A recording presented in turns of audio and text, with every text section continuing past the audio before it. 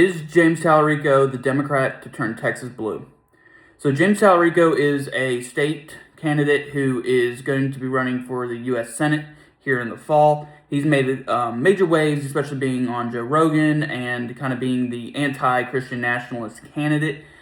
He beat out an additional Democratic candidate here in the primary, which was Jasmine Crockett, which was someone who was a rising star in the kind of inside of kind of the Black Democratic caucus, and as well as in the Democratic Party, someone who took on Marjorie Taylor Greene and was taking on Trump and all these other kind of things. So she is a candidate who threw her hat in the race, and then she ended up losing. So Talarico ended up kind of winning by, I think, about 10 points against her. So definitely, a good win. Many people thought it'd be much closer, but definitely a good win for him. So he's got a lot on his end on that. He's a good fundraiser, good with media, and he has a good team with him.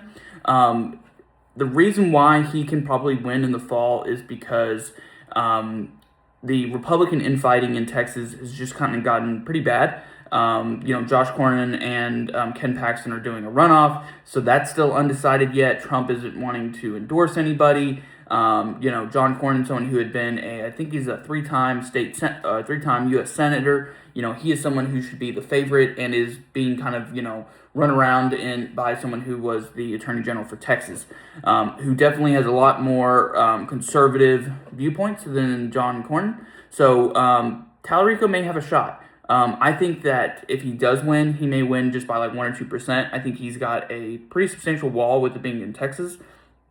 It's really going to be if he can motivate some of these Hispanic voters, city voters, as well as really trying to cut into the margins of West Texas, conservatives and West Texas voters, where a lot of the conservative base is kind of established. I don't think he's going to probably do much with East Texas, given that they are much more conservative and much more Christian. There's definitely been some rumblings against him on that, just kind of how he's like a kind of this different kind of Christian, and then he's also compared to, like, say, these more evangelical Christians. Some people aren't necessarily going to buy that, and it's not going to be able to turn him to his direction. But he is someone who I think has a shot. I think it's really going to be how smart does he play his hand, and then who is he going up against. That's ultimately going to be deciding who wins that race. Josh, who's on our podcast, he's a frequent person who comes in. He knows the Texas race very well, so I'm going to be having him on here soon and just kind of talking about what that race means, especially once the primary is over on the Republican side.